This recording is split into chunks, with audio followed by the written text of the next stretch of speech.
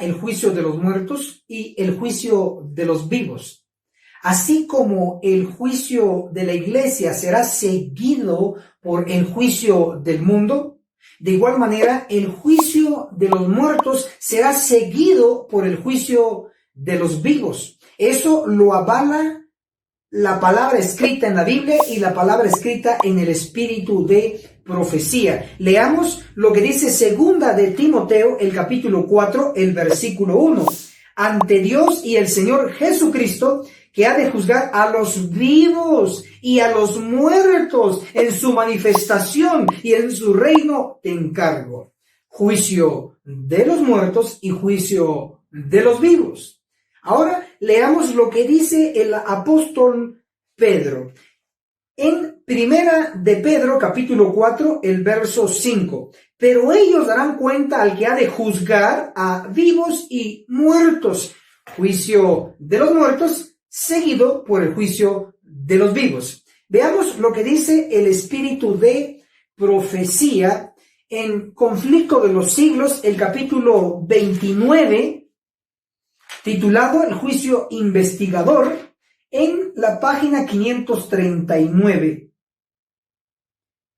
En vista de que los muertos han de ser juzgados según las cosas escritas en los libros, observamos entonces que los muertos van a ser juzgados según lo que está escrito en los libros. Veamos ahora en cuanto al juicio de los vivos a la luz del espíritu de profecía. Conflicto de los Siglos, capítulo 29, el juicio investigador, la página 536. Empezando con los que vivieron los primeros en la tierra, nuestro abogado presenta los casos de cada generación sucesiva y termina con los vivos. Hasta aquí hemos visto que está ocurriendo un juicio de los muertos que será seguido por un juicio de los vivos. Daniel, capítulo 7, el versículo 9 y el versículo 10, junto con Apocalipsis, capítulo 4 y capítulo 5, nos dan el escenario completo del juicio investigador de los muertos. ¿En qué consiste el juicio investigador de los muertos? La respuesta nos lo da Daniel capítulo 7, el versículo 10, la última parte. El tribunal se sentó en juicio y los libros fueron abiertos. Puesto que los muertos están en sus sepulcros y nada saben, están inconscientes, ellos son juzgados a través de lo que fue escrito en los libros del cielo mientras ellos vivían. Basado en eso van a ser juzgados. También lo corrobora Apocalipsis capítulo 20, el versículo 12. Dice así. Y vi también a los muertos, grandes y pequeños, de pie ante el trono. Los libros fueron abiertos y otro libro fue abierto, el libro de la vida, y los muertos fueron juzgados según sus obras por las cosas que estaban escritas en los libros. Es decir, este juicio de los muertos sencillamente está habiendo una separación, pero en los libros. En el libro de la vida está el nombre del que se convirtió y está el nombre del que no se convirtió, pero se bautizaron ambos, por decirlo así, están registrados allí. Pero en el juicio se determina si todavía son dignos de que sus nombres permanezcan en el libro de la vida, y de no ser así, el nombre del que no es digno va a ser borrado y su nombre pasa para el libro de la muerte, para luego resucitar no con los santos, sino resucitar con los impíos. Básicamente, entonces, el juicio investigador de los muertos es una revisión de libros y una separación en libros nada más. Pero vamos a ver el escenario del juicio investigador de los muertos brevemente y sintetizado. En Apocalipsis, como hemos dicho, en el capítulo 4 y el capítulo 5 encontramos varios elementos en conexión con Daniel capítulo 7, verso 9 y el verso 10.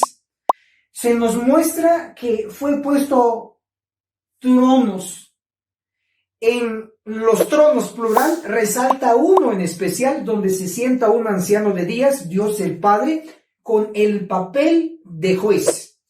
Luego tenemos 24 tronos donde se sientan 24 ancianos con el papel de el jurado. También tenemos a un hijo de hombre, según Daniel 7, el verso 13, y tenemos a un cordero como que hubiera sido inmolado de acuerdo a Apocalipsis capítulo 5, siendo el abogado Cristo, nuestro intercesor, asumiendo el papel de abogado. También tenemos 4 bestias.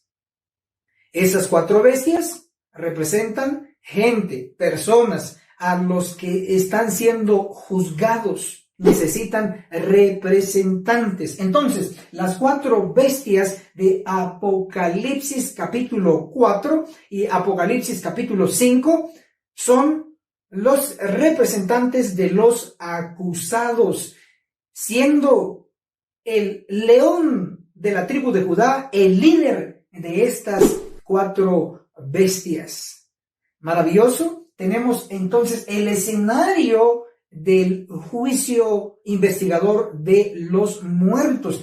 También, sin olvidar que el anciano de días tiene en su mano un libro con 7 sellos. Los libros, la evidencia. Así que el juicio y el escenario es completo. Para aquellos que quieran una explicación detallada, elemento por elemento, de los involucrados en el escenario del juicio, tenemos un tema grabado en YouTube, ya está en línea, búsquelo en nuestro canal, se titula Lección 4, Digno es el Cordero. Repito, Lección 4, Digno es el Cordero, donde explicamos todo el escenario del juicio.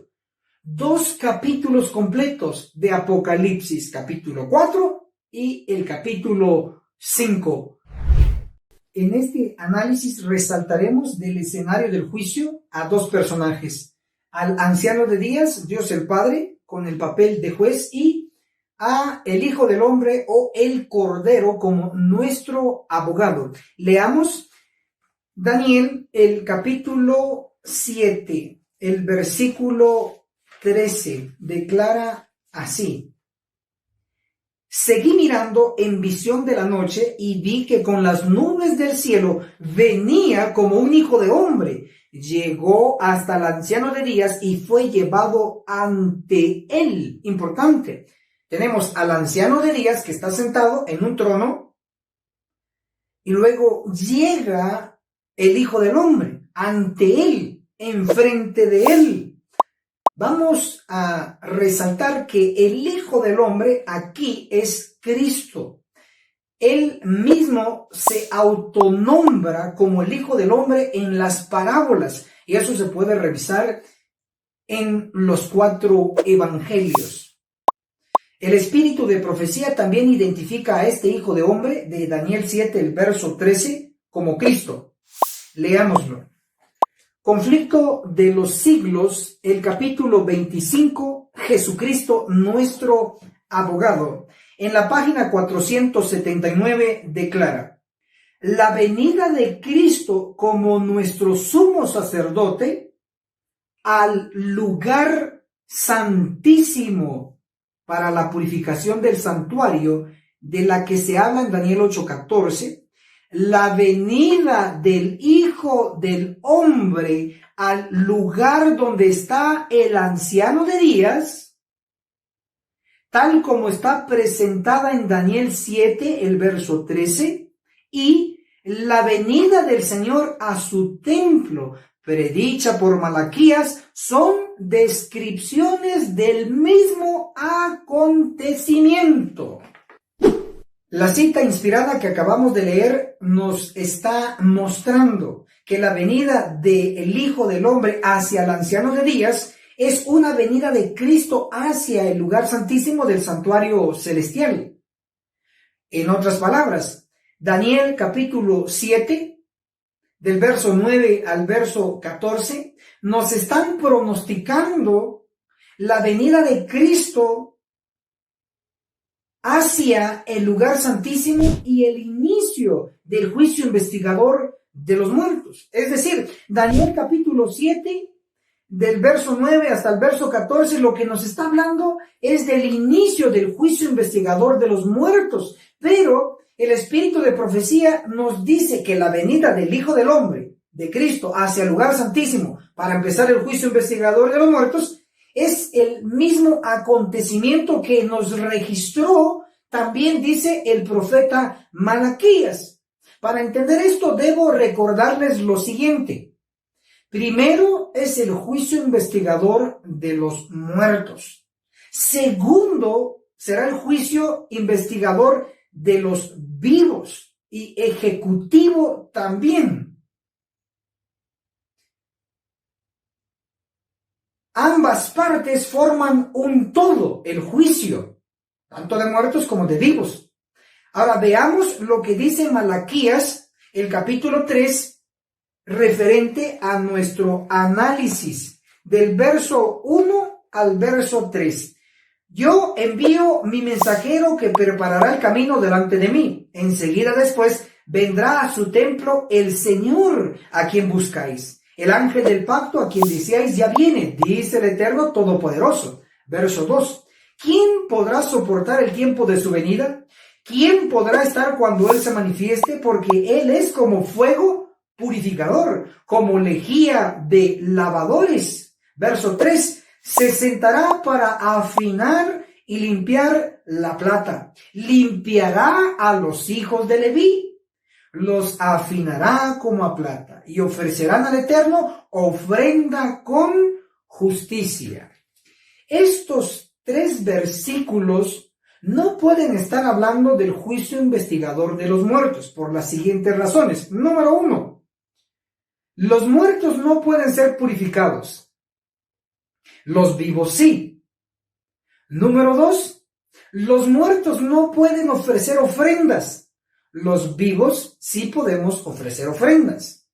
Número 3, a los muertos no se les puede enviar un mensajero, porque están muertos, pero a los vivos sí se les puede enviar un mensajero previo al juicio. Es decir, Malaquías capítulo 3 del 1 al 3 está hablando no del juicio de los muertos, sino del juicio de los vivos. Habrá una visita de Cristo hacia su templo, es decir, hacia su iglesia, cumpliendo lo que usted sabe, quizá de memoria, Primera de Pedro, capítulo 4, el verso 17, porque es tiempo que el juicio de los vivos empiece en la casa de Dios. Y si primero empieza con nosotros, ¿qué será del impío y el pecador? ¿Qué es la casa? Primera de Timoteo, capítulo 3, el verso 15 dice, y citarlo para que sepas cómo conducirte en la casa de Dios, que es la iglesia del Dios vivo, columna y baluarte de la verdad. Pedro dice claramente que el juicio va a empezar en la casa, y la casa, dice Pablo, que la iglesia. Por lo tanto, el juicio va a empezar en la iglesia. Y la iglesia no es una iglesia muerta, sino que es una iglesia viva por alrededor de 22 millones de adventistas del séptimo día. El juicio de los muertos está a punto de cerrar y le va a seguir el juicio de los vivos, nuestro juicio. Y nos preocupa que el pueblo adventista aún no está alertado, no sabe de lo que está a punto de venir. Ahí es donde entramos nosotros y donde entra usted, para que compartamos estos temas con los demás, porque no hay otro medio. Hagámoslo, tenemos que accionar. De lo contrario, seremos responsables.